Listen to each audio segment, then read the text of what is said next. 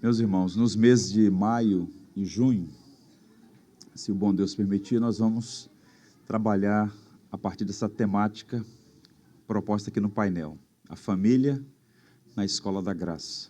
Tradicionalmente, o mês de maio é dedicado à família, nós vamos estender para junho, exceto o último final de semana, quando teremos uma belíssima conferência aqui, sobre a qual falaremos depois. Então, peço a vocês que orem, para que seja um tempo de instrução, de encorajamento, de arrependimento, de mudança. Estou orando para que o Senhor nos abençoe nessa temporada de reflexões sobre essa temática tão singular, tão importante, o tema da família. Hoje nós vamos meditar sobre a vida de Jacó e sua família. Eu peço a você que abra a Bíblia em Gênesis, capítulo 27. Nós faremos a leitura de algumas passagens do livro de Gênesis. Vamos começar pelo capítulo 27. Uma família imperfeita na escola da graça. Antes de ler o texto, eu quero partilhar com vocês um texto chamado Guerra Civil no Lar. Há um médico e psiquiatra chamado Theodor Derampol, um autor muito consistente, eu o conheci em 2007, desde então tenho lido seus livros, bons livros, instrutivos textos. Um deles chama-se Nossa Cultura ou o que Restou Dela. É um texto em que ele partilha uma experiência, um recorte biográfico, uma memória que ele experienciou no seu próprio lar. É um texto que nos provoca bastante, nos leva à reflexão sobre as crises familiares, que são inevitáveis em alguma medida, e esses conflitos domésticos. Não é um texto palatável, pelo contrário, é um texto indigesto, mas que lança a luz e que provoca a nossa reflexão. Leio para os irmãos. Desde cedo aprendi que, caso seja oferecida às pessoas a oportunidade da tranquilidade, elas frequentemente a rejeitarão, escolhendo a tormenta em seu lugar. Meus próprios pais escolheram viver na mais abjeta miséria conflituosa e criaram para si mesmos uma espécie de inferno em escala doméstica. Não havia qualquer motivo externo a eles próprios para que fossem felizes. Eram razoavelmente prósperos e viviam sob a proteção de um governo mais paternal do que poderiam ter desejado. Mas, embora vivessem juntos, eles não diriam ou não dirigiam palavra um ao outro na minha presença. E isso durante os 18 anos em que eu vivi com eles, embora pelo menos uma vez por dia comêssemos juntos. Certa vez, quando criança, fui acordado durante a noite pela voz alta da minha mãe exclamando ao meu pai: "Você é perverso." Essas são as únicas palavras que eu cheguei a ouvir entre eles, em 18 anos. Foi como estourar de raio no meio de uma noite escura, espantoso, mas iluminador. No resto, o silêncio entre eles era repleto de nuances, expressando ressentimento, agressão, inocência ferida, exasperação, superioridade moral e todas as outras pequenas emoções desonestas as quais a mente humana é capaz de criar. Eles continuaram na sua absurda, autoimposta e dramática guerra civil até o fim da vida de meu pai. Em seu leito de morte, meu pai, na ocasião muito separado da minha mãe, disse a mim: "Diga a ela que pode vir, caso queira." Eles se prenderam aos seus princípios e nunca se encontraram. Pois o que é uma simples morte em comparação a uma vida inteira de guerra? Durante muito tempo, senti pena de mim. Será que outra criança fora tão miserável quanto eu fui? Senti a mais profunda e sincera autocompaixão. Então, gradualmente, começou a despertar em mim a percepção de que a educação que eu recebera havia me libertado de qualquer necessidade ou desculpa para repetir a sórdida trivialidade das vidas pessoais de meus pais. Não, eu não precisava repetir aquela desgraça. O passado de alguém não se confunde com o seu destino, e é de interesse próprio fingir o contrário.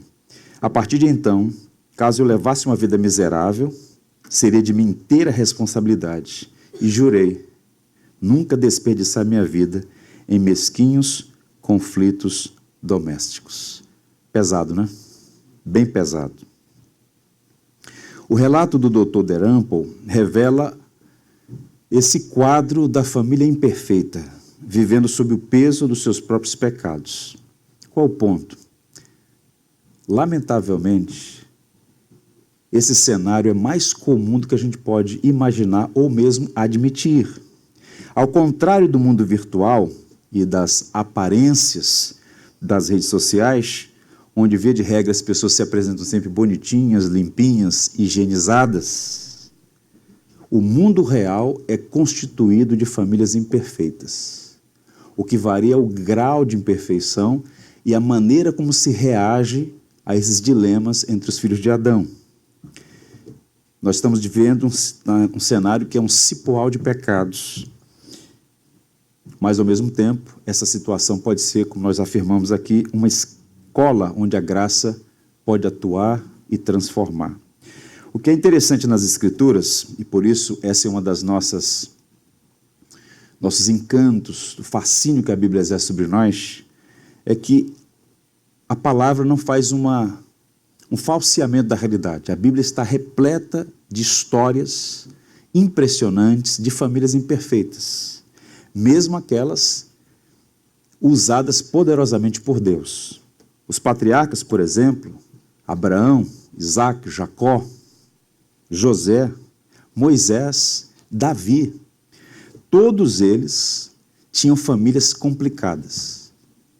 Essas histórias foram registradas, estão presentes na Bíblia, em linhas gerais, para mostrar duas grandes verdades. A primeira delas, o pecado tem sim um poder destrutivo. Onde o pecado está presente, o potencial para o mal é ilimitado. Mas a boa notícia é que a graça de Deus é maior.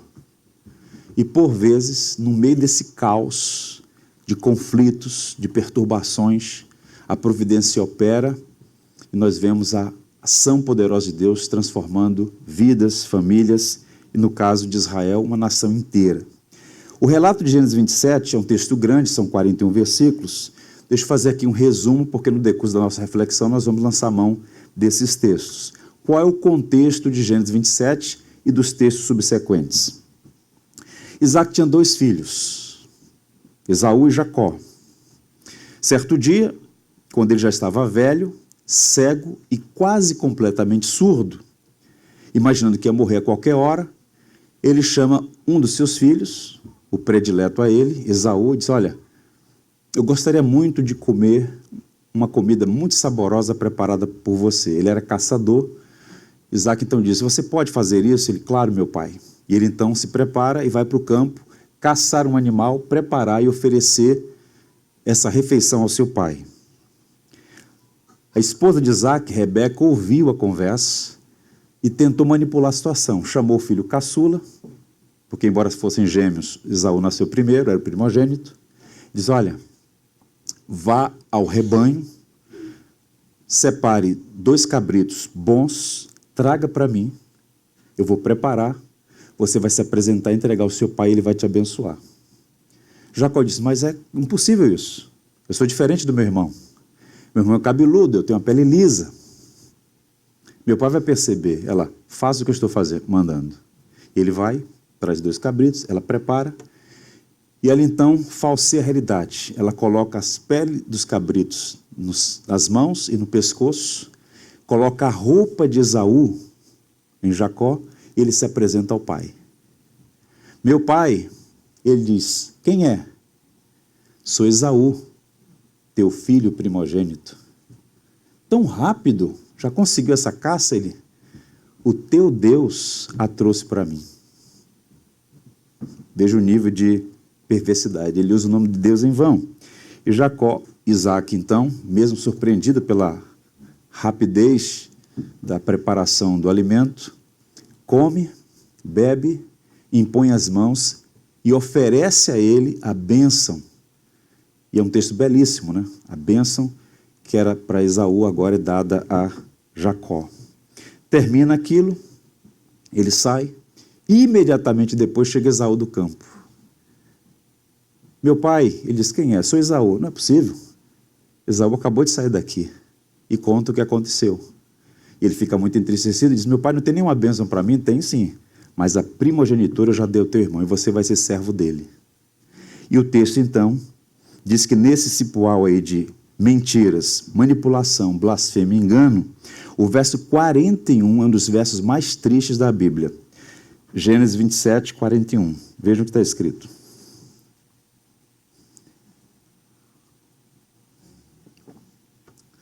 Gênesis 27, 41. Passou Esaú a odiar a Jacó por causa da bênção com que seu pai o tinha abençoado. E disse consigo, vem próximos os dias de luto por meu pai, então matarei a Jacó, meu irmão. Repito, esse é um dos versículos mais tristes e tenebrosos do Antigo Testamento, pois fala do ódio de um irmão contra o seu próprio irmão. Eles cresceram juntos, mas viveram separados. Eram dois irmãos que não se davam bem. Na verdade, eles lutaram desde o ventre. Existem algumas palavras que são, por natureza, indigestas, palavras pesadas. Ódio e morte são duas delas. E odiar uma pessoa e desejar matá-la é o grau mais profundo na escala moral. É um sinal evidente de que algo está errado. Nós não fomos criados nem para odiar, nem para matar. Então, o mundo que nós vivemos é um mundo que é o resultado da queda, onde deveria ter amor a Deus e ao próximo, há uma ruptura na relação com Deus e, consequentemente, ruptura do relacionamento com o próximo. Deus nos criou para viver em comunhão com Ele, em paz com nós mesmos e em comunhão com o nosso próximo. Essa relação conflituosa na família de Jacó revela, portanto, a presença do pecado e o estrago que o pecado pode fazer numa família, nas relações interpessoais. Eu queria sua atenção para a gente montar um mosaico dessa história e aprender algumas lições. Como essa situação chegou a esse ponto? Vejamos. Primeira coisa, houve uma luta que começou no ventre. Se nós recuarmos 2 capítulos, no capítulo 25, verso 22, há um testemunho sobre algo que aconteceu antes mesmo deles dois nascerem. Gênesis 25, verso 22. Os filhos lutavam no ventre dela. Então disse, se é assim porque eu vivo, e consultou o Senhor. Quando começou a batalha entre Esaú e Jacó? No ventre da própria Rebeca.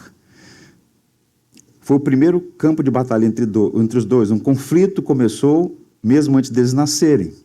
E o texto vai dizer que quando eles nasceram, Jacó nasceu segurando o calcanhar de Esaú.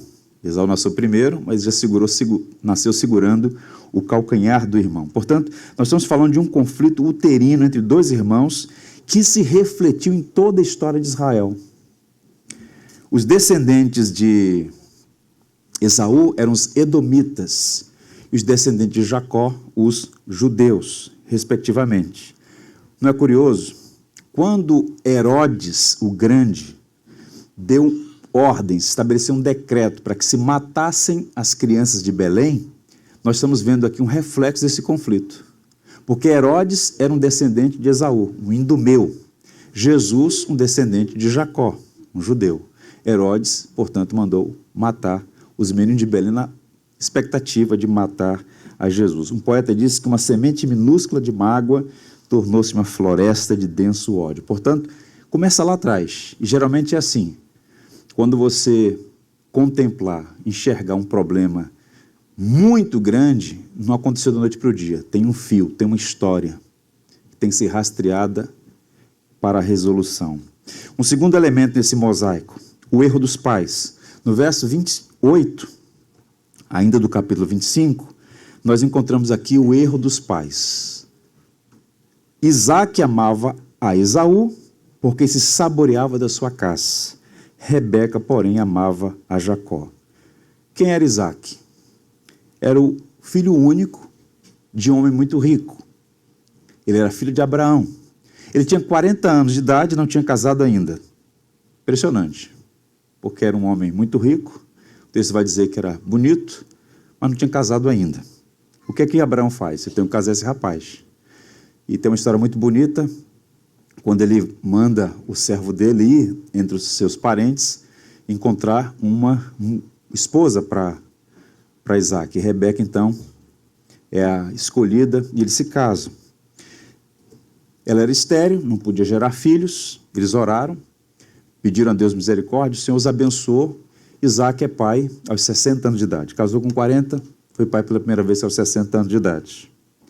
Agora, quando as crianças nascem, os pais que receberam os filhos como sinal da graça, como confirmação de uma promessa, de abençoá-los, dando sequência ao que prometeu Abraão, farei de ti pai de uma grande nação, eles fizeram as escolhas erradas, porque fizeram predileção. Eles deveriam promover essa afeição pelos filhos, de modo que os dois caminhassem juntos, mas, infelizmente, eles criaram os filhos como rivais. Deveriam ser amigos, mas foram criados como rivais. Eles cavaram abismos à medida que fizeram essas predileções. O texto é muito claro. Isaac amava a Esaú. Rebeca amava a Jacó. Isso é muito triste. Ouça o que eu vou dizer aos irmãos. Às vezes, os pais têm tudo, mas falta o essencial. E o essencial tem nome: sabedoria. Sabedoria que vem do alto, até para administrar as bênçãos que a providência faz chegar às mãos.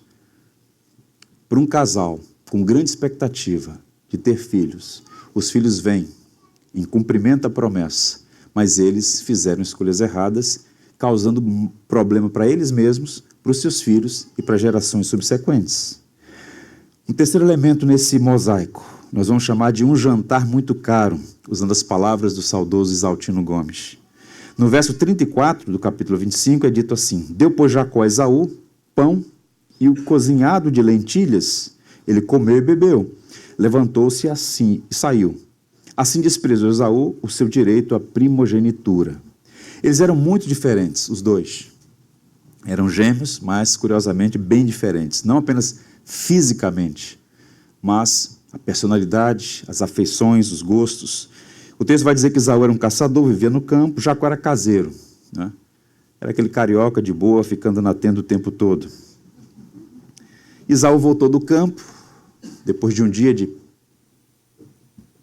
tentativas de alcançar uma caça, e quando ele passa pela tenda, ele sente aquele cheiro, um cheiro gostoso, comida. Ele teve fome, ele então pede ao irmão: você me dá um pouco dessa comida? E Jacó disse: olha, eu posso até te dar, mas tem preço. Eu troco a comida que eu preparei, está muito saborosa. Ele deve ter levado, inclusive, a colher à boca, está muito boa. O irmão, então, sente a barriga roncar e diz assim: trato feito, eu troco a comida pelo meu direito à primogenitura. Esaú desprezou o direito à primogenitura e pagou, como disse Isaltino, o jantar mais caro do mundo. Ele deu a Jacó o direito à primogenitura por um prato de lentilhas. O autor da carta aos Hebreus diz que essa atitude o qualifica como profano e impenitente. Está lá escrito que Esaú foi profano porque não valorizou o que Deus valoriza. Ele trocou o eterno pelo temporário. Esaú entrou para a história como um símbolo do homem tolo, que por uma necessidade imediata, por uma gratificação imediata, troca o melhor, o superior, o excelente, por uma coisa que, conquanto boa, não tem valor comparado à eternidade. Alexander White, um grande pregador escocês, disse assim: nenhum homem vende a sua primogenitura no ato. Aquele que vende a sua primogenitura vende muitas vezes em seu coração antes de expô-la aberta ao mercado, como fez Esaú. Ele a deprecia, despreza, barateia de todas as formas para si mesmo, antes de vendê-la tão barata ao outro. No fundo, Esaú, pela sua inclinação, pelo caráter dele, ele nunca valorizou aquilo. Ele era sem querer cometer aqui anacronismos, ele era uma espécie de materialista. Bênção para ele é uma coisa concreta, tangível, real, palpável. Bênção da primogenitura, que valor tem isso? Eu quero é a comida aqui e agora. Não, trato feito. E ele fez aquele acordo ali, ele tomou decisões precipitadas e refletidas, e a história vai demonstrar que ele viveu a vida inteira como um pagão, embora fosse filho de Isaac, neto de Abraão. Um outro elemento ainda, nesse mosaico. Uma mentira cheia de astúcia. No capítulo 27, a partir do verso 18, nós lemos assim: Jacó foi a seu pai e disse: Meu pai, ele respondeu, fala, quem és tu, meu filho? Respondeu Jacó e saiu, a seu pai, perdão. Sou Esaú, teu primogênito, fiz o que me ordenaste. Levanta-te, pois, assenta-te e come da minha caça para que me abençoes. Toda mentira, ela tem um grau assim de astúcia, mas nesse contexto, a mentira que revela o coração enganoso, perverso de Jacó.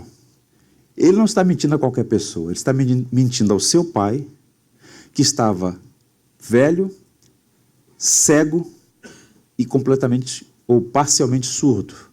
No seu leito de morte, era o que se esperava naqueles dias. Então veja, ele vai mentir, induzido pela mãe, a matriarca Rebeca. Rebeca tenta tomar nas mãos o destino do seu filho, o ludibria, no sentido de envolvê-lo naquela astúcia, naquela trama, e ele então aceita a proposta, se passa como seu irmão, leva o jantar para o seu pai, com a roupa do seu irmão, porque eu disse que o pai cheirou, disse assim, a voz é de Jacó, mas o cheiro é de Esaú. Ele estava com a roupa do próprio irmão. Toca nas mãos e percebe que não é aquela pele lisa como a de Jacó, tem pelo como Esaú. Toca no pescoço, a mesma coisa. Então assim, Jacó assume o lugar de Esaú, ele mente ao pai com um agravante. Ele toma o nome de Deus em vão. Porque quando Isaac, um homem experiente, sabia que não era sair de casa e encontrar a caça na esquina, tão rapidamente você já conseguiu, e ele diz, o teu Deus a trouxe para mim.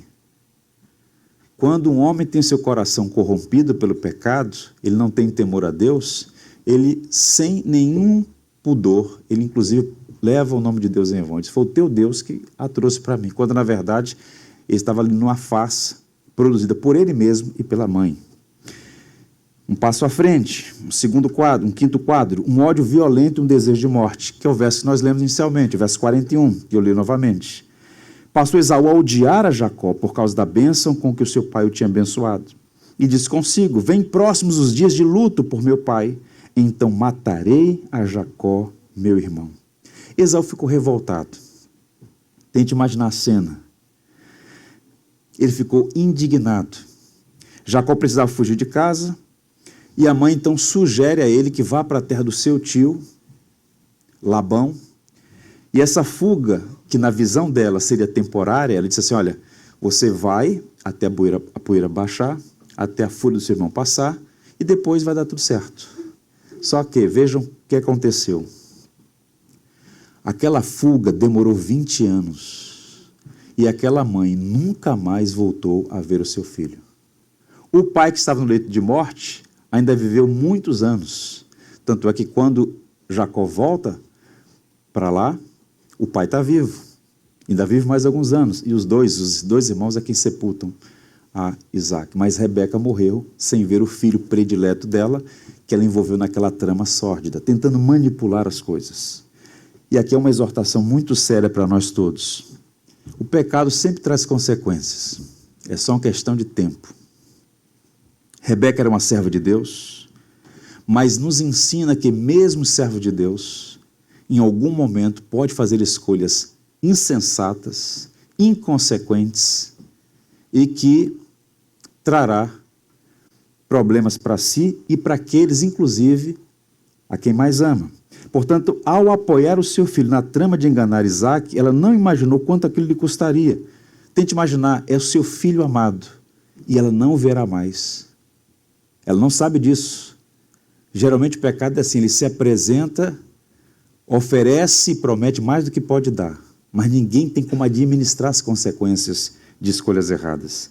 Ao fugir com a promessa de voltar depois, Jacó não imaginou também que jamais voltaria a ver a sua mãe. Tanto é que, quando ele é informado, ele chora copiosamente. Nesses anos de medo do reencontro com Esaú, ficou latejando no coração de Jacó. Esaú estava sempre presente nos seus sonhos. 20 anos de ódio nutrido no coração, medo. O Warren Wiersbe, um pregador a quem respeitamos muito, disse assim: 2 décadas antes, Jacó havia fugido de Esaú para Labão. Agora estava fugindo de Labão só para ser confrontado por Esaú. Por aflição de Jacó, ou para a aflição de Jacó, depois de 20 anos, seu passado o estava alcançando. É estranho, ouçam isso aqui, gente, é estranho como nos convencemos de que somos capazes de escapar do passado e não colher o que semeamos. Tentamos nos esquecer dos nossos pecados, mas os nossos pecados não se esquecem de nós. Há uma lei, assim como existem leis físicas. A gravidade, por exemplo, é uma lei. Tudo converte para o centro. Estamos aqui por conta da lei da gravidade. Há leis espirituais. Uma vez quebradas, inevitavelmente as consequências virão. Depois de resolver o problema com Labão, onde ele viveu 20 anos, ele volta. Ele está livre para voltar para a sua terra, agora com as suas esposas e filhos, e para colocar o passado em ordem. E no capítulo 32, vamos avançar um pouco à frente, eu quero ler para vocês os versos 3 a 7. Capítulo 32 de Gênesis. Então Jacó enviou mensageiros adiante de si a Esaú, seu irmão, a terra de Seir, território de Edom, e lhe ordenou: assim falareis a meu senhor Esaú, teu servo Jacó manda dizer isto: como peregrino morei com Labão, em cuja companhia fiquei até agora. Tenho bois, jumentos, rebanhos, servos e servas. Mando comunicá-lo a meu senhor para lograr mercê à sua presença. Voltaram os mensageiros de Jacó dizendo: fomos a teu irmão, Esaú. Também ele vem a caminho para se encontrar contigo, e 400 homens com ele. Então Jacó teve medo e se perturbou. O que deve ter passado na cabeça dele? 400 homens? É um exército. E o texto vai dizer que ele teve medo. E o medo dele é compreensível. Foram 20 anos nutrindo ódio contra o seu irmão. E agora chegou o dia do acerto de contas. Ele sabe que havia chegado a hora de encontrar com seu irmão e colher os frutos das escolhas que ele fez junto com a sua mãe lá atrás. Agora, qual é o ensino aqui? Famílias imperfeitas na oficina da graça, na escola da graça, vão experimentar essa ação de Deus que nos surpreende e é a razão pela qual estamos aqui. Porque quando eu olho para os irmãos e olho para a minha própria história, o que eu vejo são famílias imperfeitas sendo alvos de uma misericórdia inexplicável. No capítulo 32, ele faz uma oração. E orou Jacó: Deus de meu pai Abraão e Deus de meu pai Isaque, ó Senhor, que me disseste: torna a tua terra e a tua parentela, e te farei bem. Sou indigno de todas as misericórdias, de toda a fidelidade que tens usado para com teu servo, pois com apenas o meu cajado atravessei esse Jordão. Já agora sou 2 bandos. Livra-me das mãos de meu irmão Esaú, porque eu o temo, para que eu não venha ele a matar-me e as mães com os filhos. Ele faz uma oração. E o que é curioso aqui é que ele ora ao Deus do seu pai Abraão, o Deus do seu pai Isaque. Deus está trabalhando no coração dele. A conversão dele ainda não aconteceu. Esaú era um réprobo, era um profano. Mas, mesmo assim, ele era portador da imagem de Deus. Esse encontro tem muito a nos ensinar. Eu diria o seguinte: a oração de Jacó é feita no contexto de sua conversão. Ele passou por uma profunda transformação que vai habilitá-lo a esse encontro. Mas, na verdade, nós temos aqui 3 retornos de um fugitivo. Parece um roteiro de filme, né? Dá até um filme. 3 retornos da vida de um fugitivo. Clint Eastwood, né, Newton? 3 retornos da vida de um fugitivo. Está tudo no capítulo 32. E eu leio a partir do verso 22, o encontro de Jacó. O texto vai dizer o seguinte, vejam: Levantou-se naquela mesma noite, tomou as suas 2 mulheres, suas 2 servas e seus 11 filhos e transpôs o val de Jaboque. Tomou-os e fez-los passar o ribeiro, fez passar tudo que lhe pertencia, ficando ele só. E lutava com ele um homem até o romper do dia. Vendo este que não podia com ele, tocou-lhe na articulação da coxa, deslocando-se a junta da coxa de Jacó na luta com o homem. Disse este: deixa-me ir, pois já rompeu o dia. Respondeu Jacó: não te deixarei ir, se não me abençoares. Perguntou-lhe, pois, como te chamas? Ele respondeu: Jacó. Então disse: já não te chamarás Jacó, e sim Israel, pois como príncipe lutaste com Deus e com os homens e prevaleceste. Tornou a Jacó: dize, rogo-te, como te chamas? Respondeu ele: por que perguntas pelo meu nome? E o abençoou ali. Aquele lugar chamou Jacó Peniel, pois disse: vi a Deus face a face e a minha vida foi salva. Nasceu-lhe o sol quando ele atravessava Peniel e manquejava de uma coxa. Por isso os filhos de Israel não comem até hoje o nervo do quadril na articulação da coxa, porque o homem tocou a articulação da coxa de Jacó no nervo do quadril. Que história fantástica. O que a gente pode aprender aqui? Ele está voltando para casa, 20 anos depois, e voltando por ordem expressa de Deus. Deus ordenou que ele voltasse. Ele volta agora como um homem rico, próspero, com 2 esposas e 11 filhos. É uma viagem longa. Ele é um homem astuto, é um homem inteligente. Ele sabe que era muito provável que o seu irmão tivesse alimentando o ódio durante todo aquele tempo, razão pela qual ele envia emissários. Quando esses homens voltam, dizem a ele: teu irmão está vindo ao teu encontro. Mas não é só teu irmão, não. Ele e 400 homens. Ele fica com medo. Ele então divide o grupo, a comitiva dele em 2 grupos, protege a sua família, ele atravessa o Val de Jaboque e tem esse encontro com Deus. E nessa passagem nós podemos dizer que Jacó tem 3 encontros que mudaram a sua vida. E eu queria, nessa parte da nossa reflexão, que os irmãos se dispusessem a perceber que há uma conexão entre esses retornos de Jacó e, ao mesmo tempo, uma relação com a nossa própria vida. Primeiro, Jacó encontrou-se com o Senhor. Depois que ele resolveu o conflito com seu sogro Labão, ele rumou para Canaã. E no caminho, o texto diz que anjos de Deus saíram ao seu encontro, capítulo 32, razão pela qual Jacó chamou aquele lugar de Manaim, o acampamento de Deus. Os emissários vêm, dizendo que Esaú está vindo com 400 homens. Jacó não é um herói grego, ele é um ser humano como eu e você, feito do mesmo material. Então ele ficou com muito medo. O que poderia acontecer? O Jaboque era um afluente do Rio Jordão, literalmente significa lugar de travessia. Era um lugar abandonado, uns 39 quilômetros a nordeste do Mar Morto, um lugar inóspito. Ele precisava cruzar o rio à noite. E o que Jacó faz? Ele deixa sua família protegida e vai para lá. E o texto vai dizer que ele lutou com um homem até o amanhecer. É um texto difícil, é uma narrativa misteriosa, difusa. Jacó travou essa luta até o amanhecer. Os biblicistas, tanto do Antigo quanto do Novo Testamento, tanto rabinos quanto cristãos, apontam que Jacó lutou com Deus. É a expressão, né? Jacó lutou com Deus. Há um estudioso canadense chamado Paul Stevens, ele diz assim: na Escritura, esse homem com o qual Jacó lutou, o anjo do Senhor, sempre se refere a Deus presente de maneira física, pessoal e palpável. O anjo do Senhor antecipa a vinda plena do Deus encarnado em Jesus Cristo. Ele lutou com Deus, sem conhecê-lo. Deus o fere, tocando a articulação da sua coxa. E nesse momento ele percebe que a luta é com Deus, razão pela qual ele diz: não te deixarei se não me abençoares. Vendo ele que não podia com ele, tocou-lhe a articulação da coxa, deslocou-se a junta da coxa de Jacó. Deixe-me ir, pois rompeu o dia. Não te deixarei se não me abençoares. Agora, qual o ponto aqui? Ele passou a vida inteira lutando. Lutou contra Esaú, lutou contra o seu pai, lutou contra o seu sogro, uma vida inteira de batalhas, inclusive lutou contra as próprias esposas, Lia e Raquel. A luta de Jacó agora é com Deus, e tudo o que ele quer é ser abençoado. Lutero tem uma frase interessante sobre essa passagem, que ele diz assim: Deus se rende para conquistar um filho perdido. Porque o que está acontecendo aqui é a transformação de um homem que vai dar sequência à história da redenção. Quem é Jesus Cristo? Ele é um descendente de Jacó.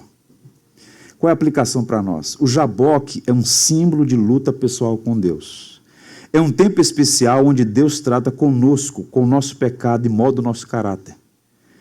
Esse encontro com Deus não é necessariamente aquele sinônimo de experiência da morte. Como pastor, eu já visitei pessoas no leito de morte, em situações bem difíceis, e o indivíduo tem aquela experiência de que, em qualquer momento, aquela sensação de que vai morrer e vai prestar conta da sua vida. A experiência da morte iminente. Mas aqui, essa experiência com Deus é o que os teólogos chamam de lugar-momento. É um estágio na sua vida em que você tem que parar e ter esse encontro com o Senhor. Reordenar a sua vida. A experiência da conversão, do impacto do Evangelho. Não dá para viver fugindo. É preciso atravessar o Jaboque e acertar a vida com Deus. E eu oro para que nós todos tenhamos esses encontros com o Senhor para ajustar a nossa vida. Há coisas que precisam ser ajustadas. Não se pode tapar o sol com a peneira. Jeremias diz assim: cura-me, Senhor, e serei curado. Salva-me, serei salvo, porque Tu és o meu louvor. Portanto, é preciso ter esse encontro com o Senhor. É o começo de tudo. Acertando as coisas com o Senhor. Agora vejam, esse retorno também é um encontro consigo mesmo. Sou estranho, mas essa é a verdade. Porque observem, os versos 26 e 27, Jacó ouve perguntas que, na verdade, é uma investigação da sua própria alma. Então o homem disse: deixa-me, pois o dia já desponta. Mas Jacó lhe respondeu: não te deixarei, a não ser que me abençoes. Agora, qual é a pergunta que ele ouve? Qual é o seu nome? Jacó, respondeu ele. Qual é o teu nome? Essa é a pergunta que Jacó evitou por 20 anos. No que se refere ao relato de Gênesis, a última vez que ele ouviu essa pergunta, quem a fez? O pai. Um homem velho, cego e parcialmente surdo. Quem é você? Eu sou Esaú, teu primogênito. 20 anos depois, ele é perguntado: quem é você? Eu sou Jacó. A pergunta de Deus, obviamente, não tem o propósito de obter informação. Quando Deus faz perguntas a nós, não é para colher informação. Deus faz perguntas para revelar a nós mesmos a condição da nossa alma. Você vai continuar mentindo, Jacó? Ou vai reconhecer quem você é? Você quer ser transformado ou continuar no engano, no falseamento? Pela primeira vez, Jacó reconhece quem ele é, ele que passou a vida inteira enganando e fugindo, fazendo jus ao próprio nome. Mas agora ele é convidado a fazer uma coisa, que em alguma medida, em algum momento, em algum grau, a gente precisa fazer também. Remover as máscaras e ser honestos com Deus e com nós mesmos. Qual é o seu nome? Jacó respondeu. Então, já que você reconheceu que é Jacó o enganador, então não te chamarás Jacó, e sim Israel, porque como príncipe lutaste com Deus e com os homens e prevaleceste. Receber um novo nome significa começar de novo. Seu nome agora é Israel, uma palavra que vem do verbo, da raiz, lutar. Israel é luta. E aqui nós temos, no texto hebraico, um jogo de palavras, porque vejam, Yavek, de onde vem Israel, é luta, ou lutar com Deus. Jacob é Jacó, e o Jaboque é Iaboque. Então o texto está falando dessa confluência de encontros, o encontro com Deus, com quem ele luta, e Deus se rende, o abençoa, uma luta consigo mesmo, para reconhecer quem ele era de fato, e tudo isso acontece na travessia, no val de Jaboque ou Iaboque. Então, no Jaboque, Jacó passa pela noite escura da alma até a alvorada de uma nova vida, sem mentiras e máscaras. E sabe o que ele diz no verso 30? Aquele lugar chamou Jacó Peniel, pois disse: vi a Deus face a face, e a minha vida foi salva. Nasceu-lhe o sol, quando ele atravessava Peniel e manquejava de uma coxa. Ele teve um novo nome, um novo jeito de andar, e um novo relacionamento com Deus. Aquela limitação física apontava para o dia em que sua vida foi transformada. Sua experiência foi tão transformadora que Jacó muda o nome daquele lugar de Jaboque para Peniel, porque via a Deus face a face. Vou dizer algo aos irmãos que não é fácil de ouvir, nem mesmo de dizer, mas é necessário. Tirar as máscaras e reconhecer quem somos não é tarefa fácil. Um milagre precisa acontecer em nós para que sejamos honestos o suficiente para reconhecer nossas fraquezas, nossos pecados, nossas falhas e pedir a Deus que transforme a nossa vida. Não somos convidados a viver uma vida falseada, uma vida de máscaras. Nós somos chamados a revelar a Deus, a reconhecer diante de Deus quem de fato nós somos. No Jaboque, Jacó teve a oportunidade de dizer, 20 anos depois, eu sou o enganador, meu nome é Jacó. E nessa confissão, onde ele faz essa higiene da sua alma, o Senhor diz, então, já não te chamará Jacó, mas Israel. E ele é abençoado. E o texto vai dizer que no romper da manhã o sol nasce, refletindo um novo momento, uma nova oportunidade, sinal da graça sobre ele. Portanto, não existe encontro com Deus sem que saiamos feridos, expostos e marcados para sempre. Portanto, é preciso ter esse momento com Deus e com nós mesmos. A verdadeira espiritualidade não nos faz anjos, mas plenamente humanos. Pessoas que de fato são sinceras e verdadeiras. O salmista diz assim, sonda-me, ó Deus, e conhece o meu coração, prova-me e conhece os meus pensamentos, vê se há em mim algum caminho mau e guia-me pelo caminho certo. O salmista pedindo que o próprio coração fosse sondado, para que ele pudesse discernir e fazer a escolha pelo caminho certo. Eu já disse, quero voltar e volto a repetir. O que a sociedade está fazendo com o advento das redes sociais? Deu concreção ao falseamento, à maquiagem da realidade.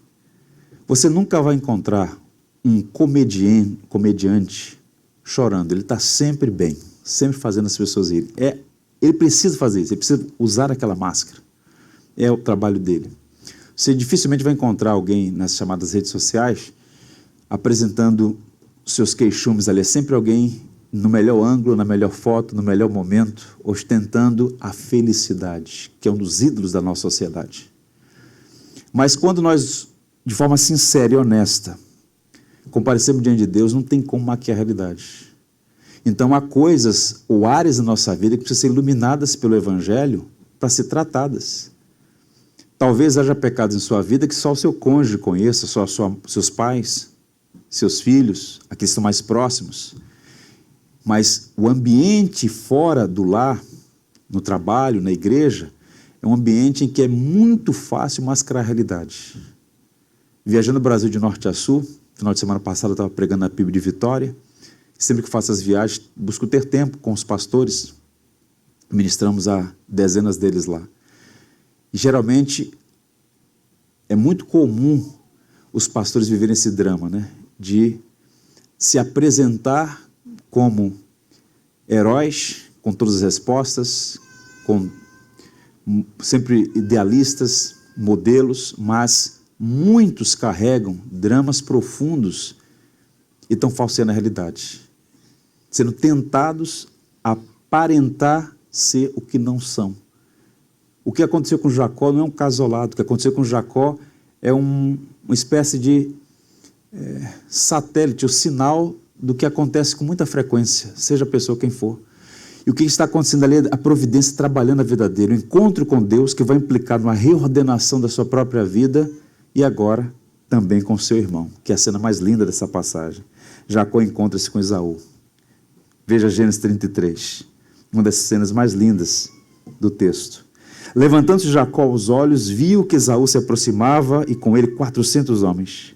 Então passou os filhos a Lia, Raquel e as 2 servas. Pois as servas e os filhos à frente, Lia e seus filhos atrás deles, e Raquel e José por últimos.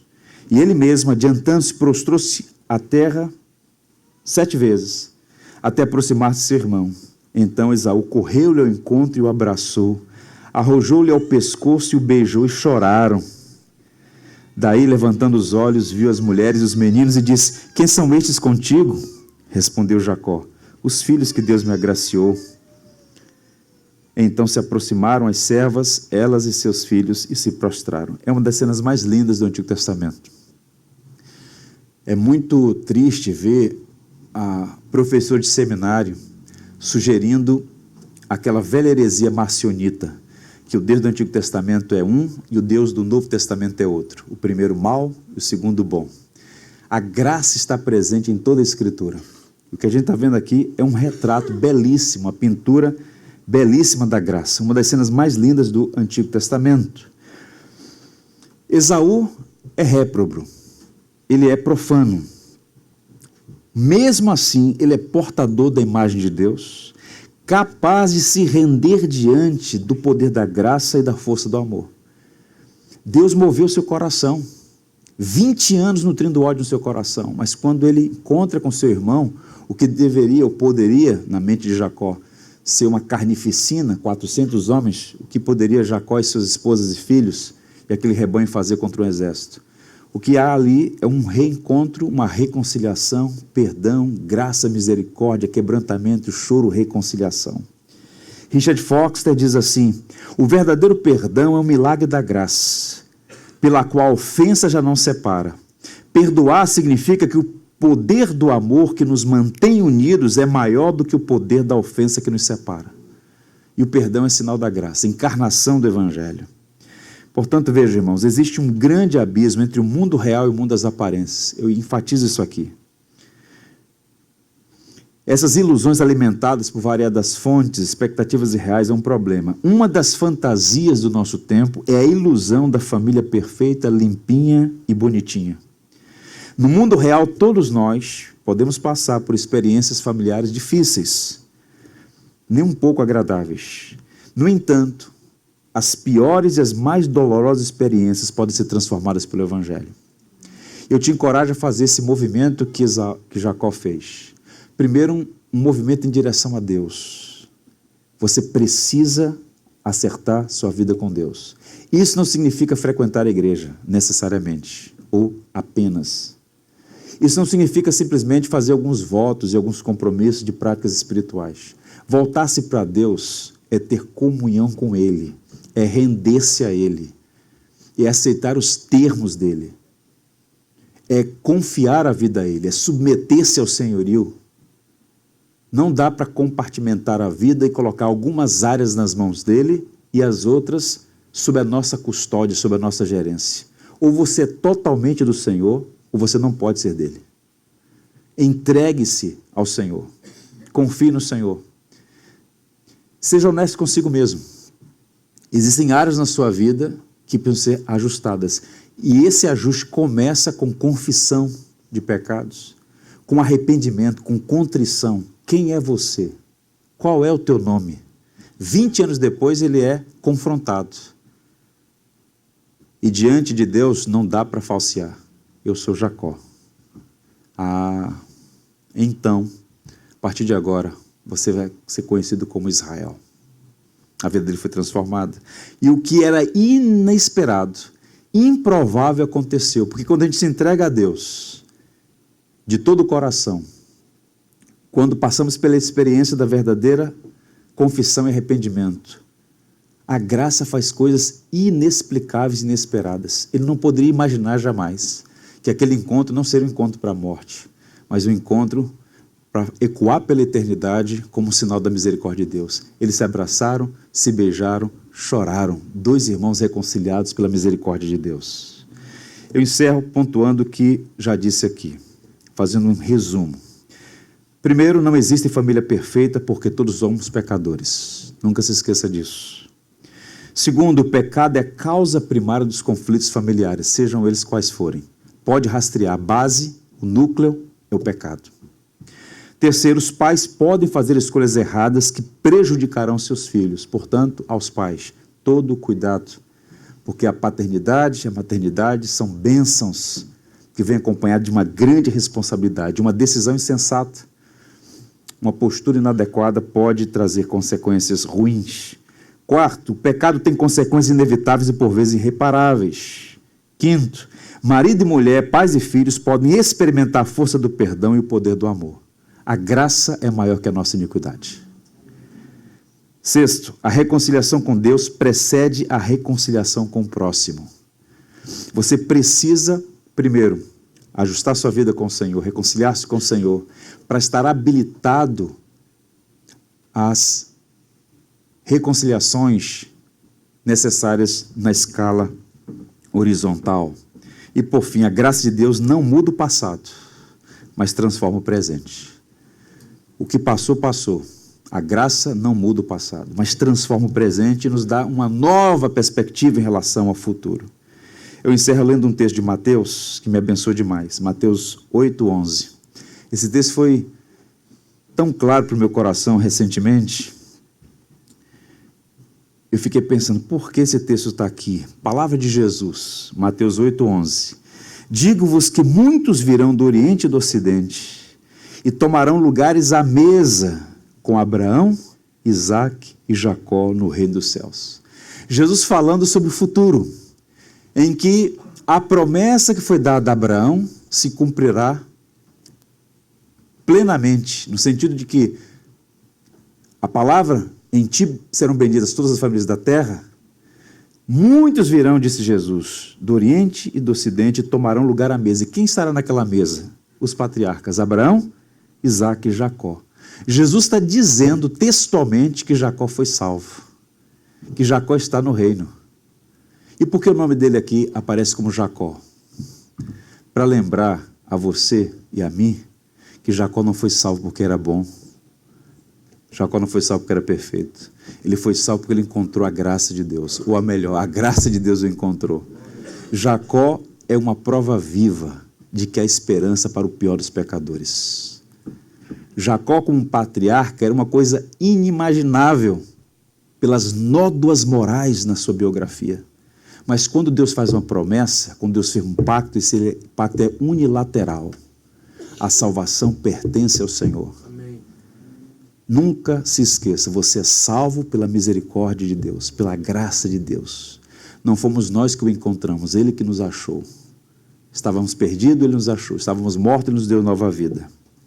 Abra sua Bíblia em Miqueias, capítulo 7, último texto de hoje, antes de cantarmos um hino. Miqueias, capítulo 7, verso 18 a 20. Olha o que o profeta diz, aludindo a Jacó. Profeta Miqueias. Espero que você não gaste 20 anos para encontrar.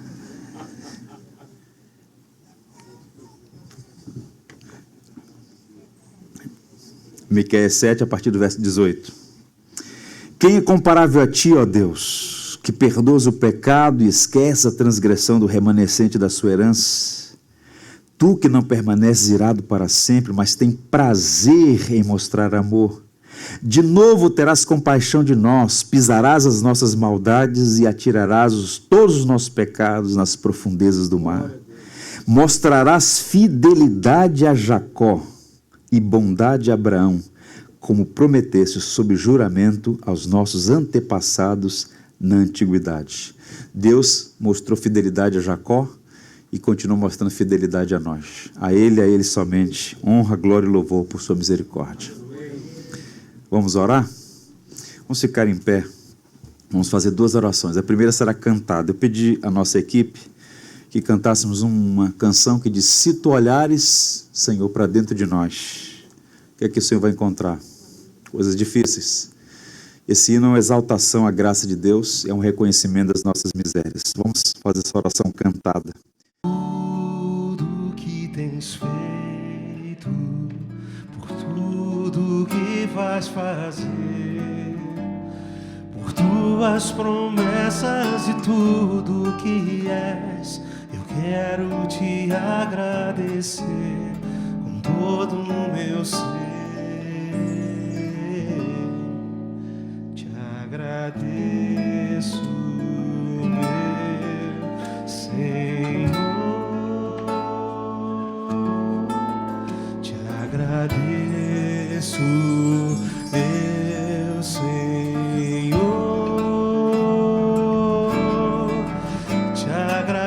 agradeço por me libertar e salvar, por ter morrido em meu lugar. Te agradeço, Jesus, te agradeço,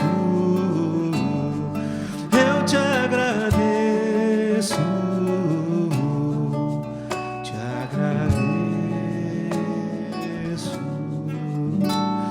por tudo que tens feito, por tudo que vais fazer, por tuas promessas e tudo que és. Eu quero te agradecer com todo o meu ser. E aí? Te agradeço, meu Senhor. Te agradeço, meu Senhor.